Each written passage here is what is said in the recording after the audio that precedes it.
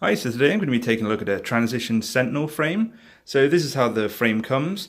It's just the frame by itself with some foam tubing, which I'll explain in a minute how that works, and the Fox manual for the rear shock. So what I'll do is I'll get this frame mounted into a work stand, and then I'll take you around the various details of it. Okay, so here's the frame in a bike stand.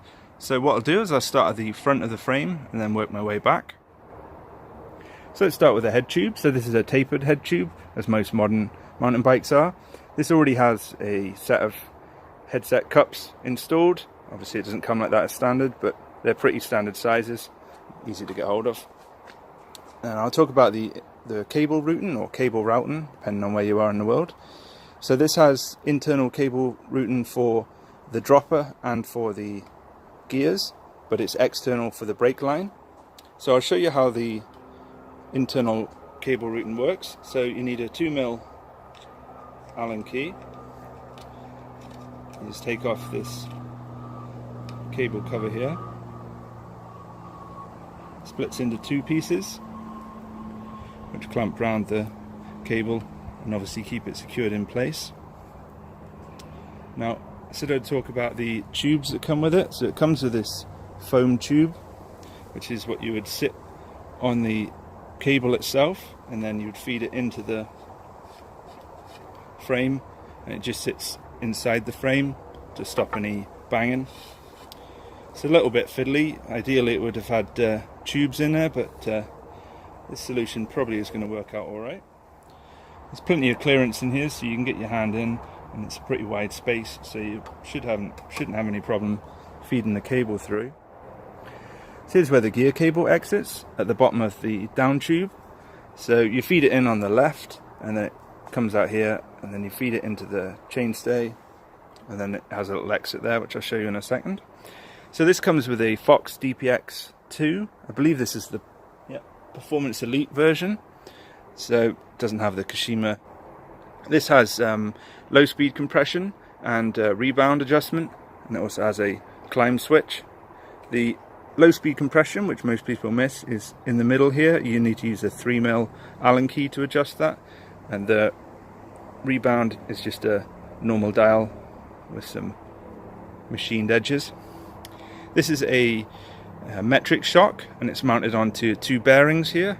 I quite like the way that Transition are using large Allen keys on these. So this is a 5mm here, I believe these are 6, and this might be an 8mm at the back here. So nice chunky solid Allen keys that you can use that won't strip, which tends to be a problem with a lot of the frames with bearings on. It's got a little note here of the sag range, so 18 to 20mm. I'll leave a link in the description to their setup guide, because it can be a little bit different to set up from other frames. So this is 140mm travel on this, and you'd run it with a 160mm fork, or larger depending on how crazy you are. So moving down to the base here, this is using a threaded bottom bracket, so no press fit nonsense to deal with here. It comes with a set of ISCG tabs, so if you want to run a chain device or a bash guard.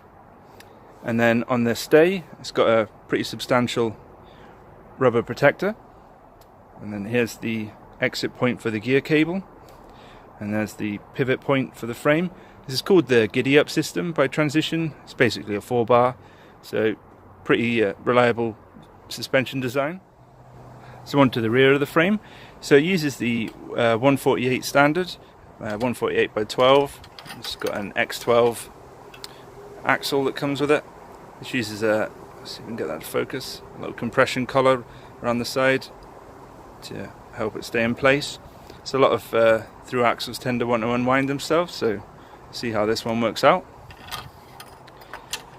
And then the frame also has some drainage holes at the back here, and the caliper mount is a post mount for 180mm rotors.